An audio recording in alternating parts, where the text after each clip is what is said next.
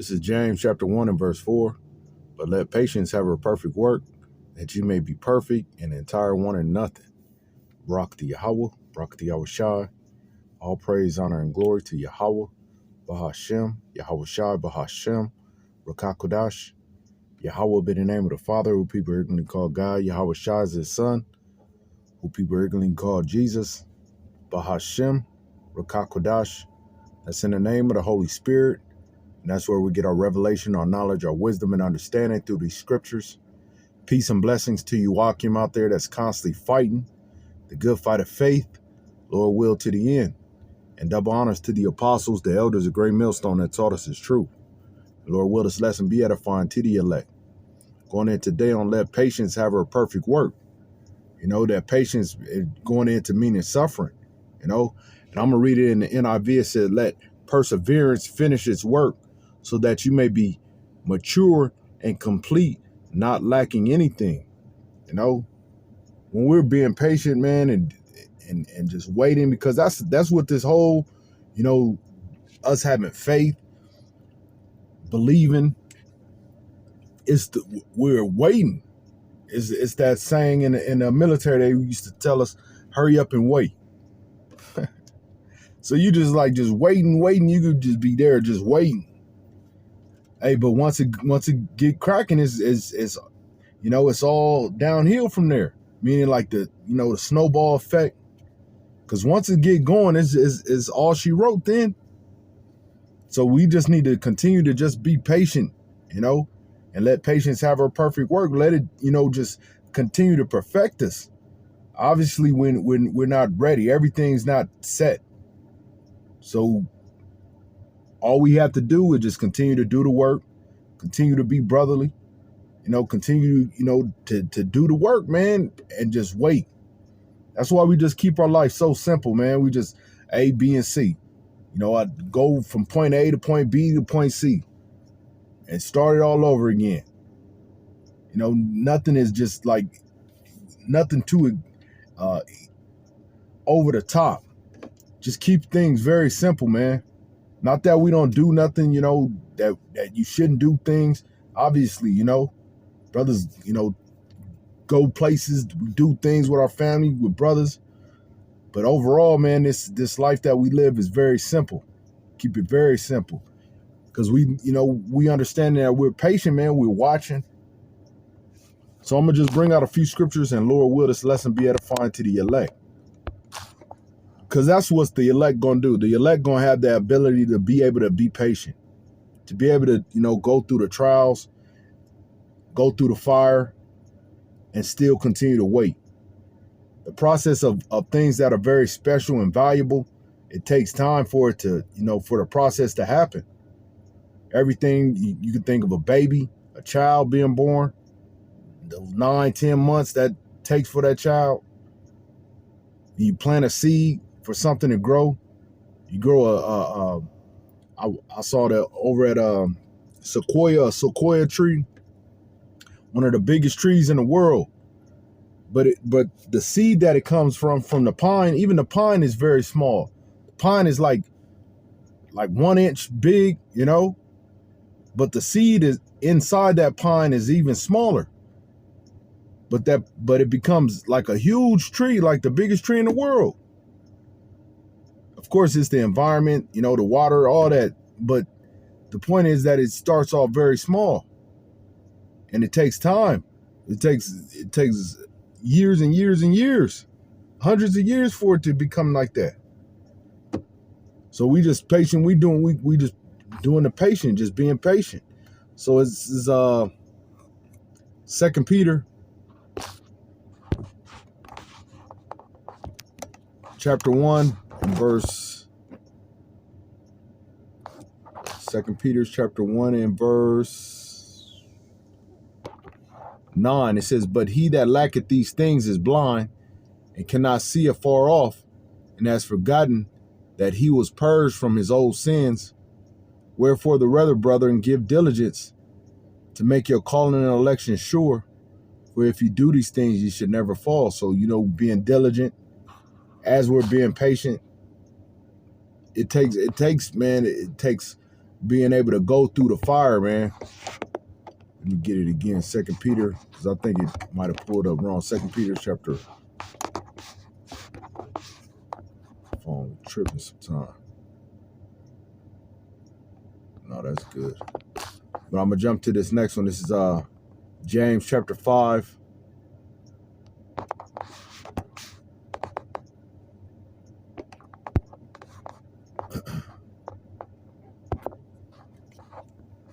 James chapter 5 and verse 7. It says, "Be patient, therefore, brethren, unto the coming of the Lord. Behold, the husbandman waiteth for the precious fruits of the earth." You know, Yahweh Shai. He says, "And hath long patience for it until he receive the early and latter rain." You know, again, man, this is just about waiting until the end. He that endure unto the end, the same shall be what? Shall be saved. And we're the ones that we're here to remind one another. That's why we do these epistles. That's why we do these lessons. It says, verse 8, "Be ye also patient, establish your hearts, for the coming of the Lord draweth nigh." So we knowing that Yahweh Shai, he's coming. We see the prophecies because we're looking. We see all the things that's transpiring in the world. You know, we see this the apostle Tahar, he mentioned the orb, ORB, you know, just another thing leading to that MOTB. So we see these things. So that's what keeps us encouraged. That's what keeps us pressing forward. We knowing that these prophecies coming to pass. So, hey, while we're patiently waiting, you got to go through the suffering, but it's not going to be forever. And it's not things that we're not able to handle. I'm gonna go to this next one. It's matter of fact, I'm gonna keep reading. That was verse 8. Verse 9, it says, "Grudge not one against another, brethren, lest ye be condemned. Behold, the judge standeth before the door." Hey, we can't be mad at one another, you know, because when you suffering, it's like a pain. You know, a dog is injured, that dog will bite you, man. If you trying to help him, you try to pick him up to take him to safety or to take him to get some help, that dog will bite you. So, you know, it's times where we're hurt, man, and Jake might respond, you know, react. Not really that he's going after you, but Jake just hurt, you know. But, you know, we have to really just check ourselves like, hey, we understand that brothers' you know, intentions are good, and really understand that, like, nah, brothers ain't out to do me dirty, you know. Brothers' intentions are good towards one another. Verse 10, it says, "Take my brethren, the prophets, who have spoken in the name of the Lord, for example of suffering, affliction, and of patience." There, that suffering, that affliction, you know, but still being patient while we going through it. It's easy when everything's all good. It's all good when everything is going right. You got paid, you know, you got money in your pocket, your woman acting right, you know, your children acting right, people at your job, it's overall cool. Your car, you ain't having no car problems. Nothing going on with your house. You're able to pay the rent. But flip it, when everything start going, you know, when everything start becoming bad, when you can't fix your car and your car break down. When we come up against, you know, different oppositions, how do we take it then? It says, verse 11, "Behold, we count them happy which endure. Ye have heard of the patience of Job, and have seen the end of the Lord, that the Lord is very pitiful and tender mercy." He's very merciful. We see how Job, all the ish he went through. We read on all everything the trials that he went through, him losing his family members and him losing everything. Boils on him. Hey, the scriptures talk about, you know, we have to forsake all for this truth. Father, mother, brother, sister, cousins, everybody. Said even your own self. We have to be willing to die to this self, man. And it's all worth it because nothing here is forever anyway. Everything here is temporal. I'm gonna jump to this next one. It's Galatians chapter 6 and verse 9. And let us not be weary in well doing, for in due season we shall reap if we faint not. We're gonna reap a reward. We're gonna reap everlasting life. We're gonna reap a crown. If Lord will, we endure to the end. It says, let us not be weary in well doing. Don't be weary. I'm gonna look up this word weary. You can feel like you just been fighting and fighting and fighting. It says weary. It says G1573, to be utterly spiritless, to be wearied out, exhausted. It says to be bad or weak, to fail, faint. Hey, we can't faint. We can't faint in this truth, man. It's easy to not easy because, hey, you think about it, man, things just as easy it is to quit is just as easy to continue. All it is a decision in our mind to continue. You know, it's all obviously it's through the spirit of Yahweh Shem Yahushua, but you know, he gives us that where, you know, you think about things and it comes a thought pop in your head, like, man, I'm about to just quit. Then the other thought, man, I'm about to just continue. It's just as much, you know, thought that it takes to, all right, and then you just make a decision. And Lord, will that decision is just to continue in it, to not faint. This is Luke chapter 21.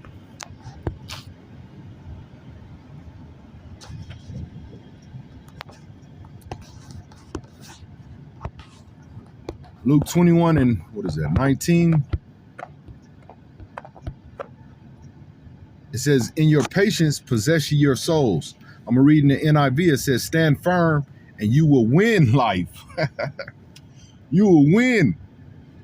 In your patience possess ye your souls. So in us possessing our souls, hey, go to the NIV. It says, stand firm and you will win life. We looking to win here. But it's going to take some patience. It's going to take some, you know, okay. And over time, we get better. You know, we come up against oppositions. 10 years ago, we wouldn't have been able to handle it. But now, you know, through the trials, through the wisdom, knowledge, and understanding of Yahweh Shem Yahushua through these scriptures, we start understanding. We start gaining wisdom on those things. Like how to overcome them. And not just let it overcome us. We understand, all right, this is Satan, he trying to F with me. I'm going to do what's necessary. I'm going to walk away.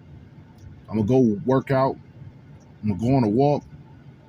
You know, I'm going to go, you know, maybe you're a drawer or whatever, something just to, I'm going to go read the scriptures. I'm going to go pray.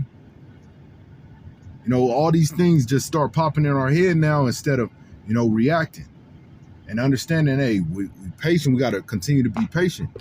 Now, obviously, you're going to come up against major opposition that make you want to, you know, get carnal.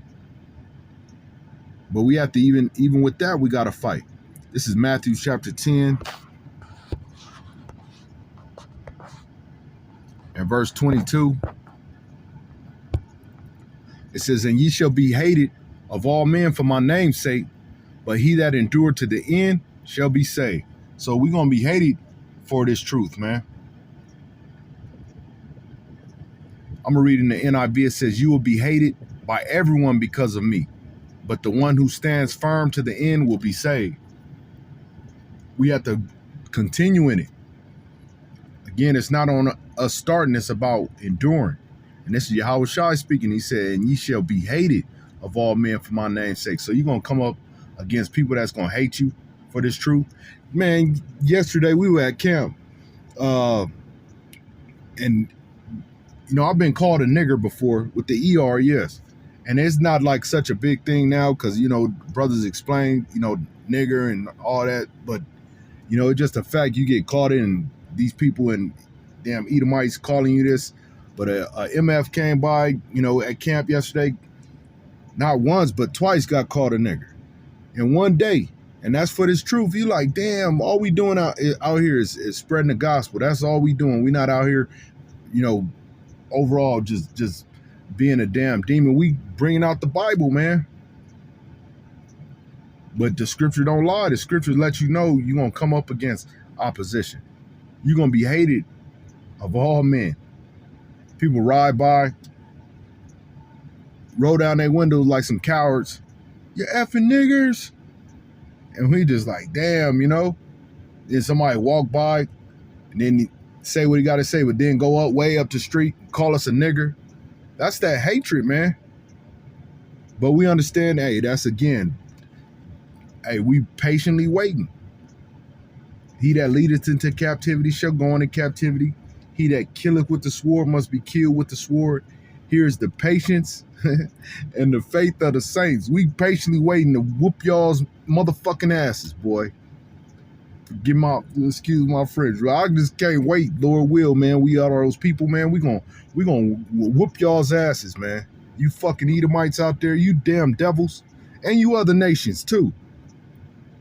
We gonna whoop y'all right in line. Get your asses right. Cause ain't nobody correcting, doing no correction. Cause you the sword of this world. So damn devils, you rule in this place. So wickedness has exceedingly polluted the whole earth because you in fucking rulership.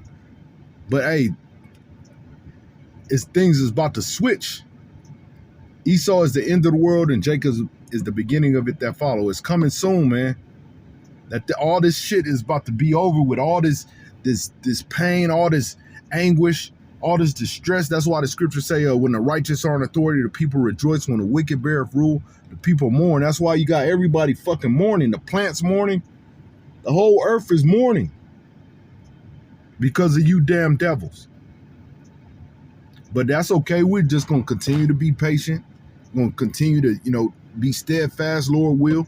I'm going to get this last one and I'm going to close it. This is Habakkuk chapter 2. In verse 3, it says, for the vision is yet for an appointed time, but at the end it shall speak and not lie. Though it tarry, though it seem like it's taking a while, wait for it, because it will surely come. It will not tarry. So though it seem like, Yahushua isn't returning, not coming, we just continue to, tarry, man. Before you know it, things going to change. Everything going to just begin to snowball. And then, then it's going to be our turn. We've been patiently waiting. He's been building us up for a time as this. So stay strong, Akim, Lord will. This was edifying to the elect out there. Till next time, Lord will. Shalom.